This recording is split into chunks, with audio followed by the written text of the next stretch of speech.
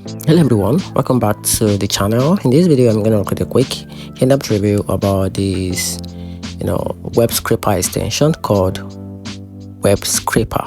So let's quickly dive into it. The Webscraper IO is a browser-based extension designed to make data scraping easy.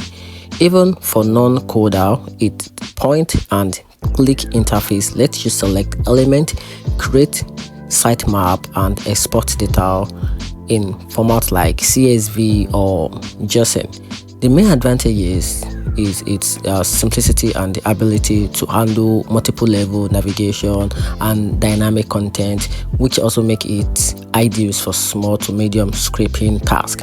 However, setting up sitemap can be tricky for beginners, and if the elements are misconfigured, the scraper might return empty results. So on the downside, the extension can slow down or crash with large websites or heavy data load, and debugging error requires some patience.